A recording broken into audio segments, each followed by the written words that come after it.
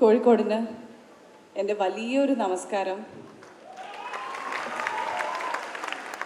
ഏഷ്യയിലെ തന്നെ ഏറ്റവും വലിയ ലിറ്ററേച്ചർ ഫെസ്റ്റായ KLF ഞാൻ കണ്ടും കേട്ടും മാത്രമേ പരിചയമുള്ളൂ. അതിലൊരു ഭാഗമാവാൻ ഇവിടെ എത്തിച്ചേരാൻ സാധിച്ചതിൽ എനിക്ക് ഒരുപാട് സന്തോഷം. അതിൽ ഫസ്റ്റ് തന്നെ എനിക്ക് പറയേണ്ടത് thank you so much KLF for inviting me to giving me this wonderful opportunity to share stage with such inspirational, distinguished personalities.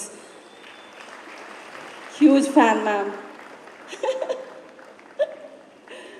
So, I'm going to cherish this memory forever and ever. It's etched in my brain. Thank you so much. Thank you so much. So, thank you, KLF, for making me a beautiful part of this event. പിന്നെ കോഴിക്കോടിനോട് എനിക്ക് പറയാനുള്ളത്, ഞാൻ എപ്പോഴും വരുന്ന ഒരു സ്ഥലമാണ്, ഒരുപാട് സന്തോഷിച്ച് തിരിച്ചെത്തുന്ന ഒരു സ്ഥലമാണ്. ഇവിടുത്തെ സ്നേഹം അല്ലെങ്കിൽ ഇവിടുത്തെ ഭക്ഷണം അത് ആസ്വദിക്കുക അല്ലെങ്കിൽ അതിനൊരു അവസരം കിട്ടുക എന്ന് പറയുന്നത് എല്ലാവരുടെയും ഒരു ഭാഗ്യമാണ്. അത് എനിക്ക് ഒരുപാട് തവണ കിട്ടിയിട്ടുണ്ട്. അതിൽ ഞാൻ എന്നും ഞാൻ എൻ്റെ ഹൃദയത്തോട് ചേർത്ത് വയ്ക്കും അത്. പിന്നെ KLFനെ പറ്റി ഞാൻ വായിക്കുകയായിരുന്നു. ഞാൻ ഉൾപ്പെടെയുള്ള ആൾക്കാർ വളരെ കുറവാണ് ഇപ്പോൾ ഒരു റീഡിങ് എന്ന് പറയുന്നത് അല്ലെങ്കിൽ വായന എന്ന് പറയുന്നത്. സോ ഞാനും പണ്ട് ഞാൻ സ്കൂളിലൊക്കെ പഠിക്കുമ്പം വായിക്കുന്നത് ബോബനും മോളിയും മാത്രമാണ്. ബോബനും മോളിയും എനിക്കിപ്പോഴും ഓർമ്മയുണ്ട് അതിലത്തെ എല്ലാം. ഞാൻ ബോബനും മോളിയുടെയും ഭയങ്കര ഫാനായിരുന്നു. പക്ഷെ അതിനുശേഷം പിന്നെ കുറച്ച് റീഡിംഗ് ഒക്കെ കുറഞ്ഞു വന്നു. ഒന്നും വായിക്കാറില്ല. പിന്നെ എൻ്റെ ഒരു ഫസ്റ്റ് ലവ് ഉണ്ടായിരുന്നു. സോ ആളെ എനിക്കൊരു ബുക്ക് ഗിഫ്റ്റ് തന്നു. ഞാൻ ആളെ ഇമ്പ്രസ് ചെയ്യാൻ വേണ്ടി ഞാൻ ആ ബുക്ക് വേഗം വായിച്ചു തീർത്തു.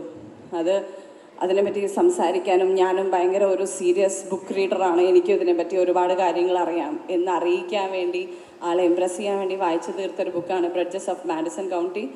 അത് വായിച്ചതിന് ശേഷം സത്യം പറയാം, അതൊരു ഭയങ്കര അനുഭവമായിരുന്നു എനിക്ക്.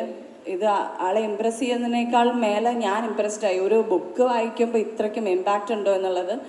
പിന്നെ ഞാൻ കുറച്ച് കാലം അതിൻ്റെ പിറകെയായിരുന്നു. ഞാൻ പുതിയ ബുക്സ് വാങ്ങിക്കുന്നു, അതിനെപ്പറ്റി വായിക്കുന്നു, പിന്നെ ചില ബുക്ക് കഴിഞ്ഞു പോകുമ്പോൾ കരയുന്നു.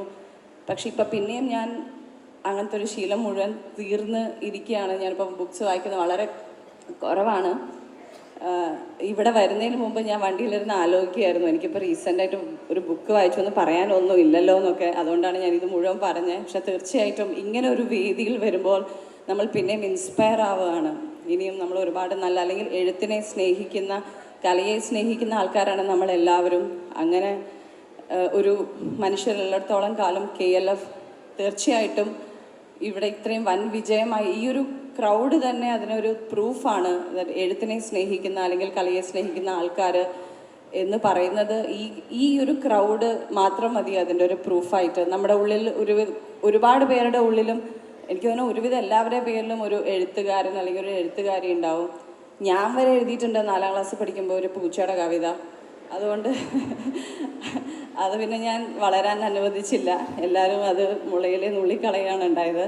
പക്ഷെ തീർച്ചയായിട്ടും എനിക്ക് ഇങ്ങനെ ഒരു വേദിയിൽ എനിക്ക് വരാൻ സാധിച്ചതിൽ ഒരുപാട് സന്തോഷം. തരുന്ന എല്ലാ സ്നേഹത്തിനും എനിക്ക് വാക്കുകൾ കൊണ്ട് നന്ദി പറഞ്ഞാൽ തീരില്ല എന്ന് എനിക്കറിയാം. Always grateful, always in my heart. Thank you so much. Thank you.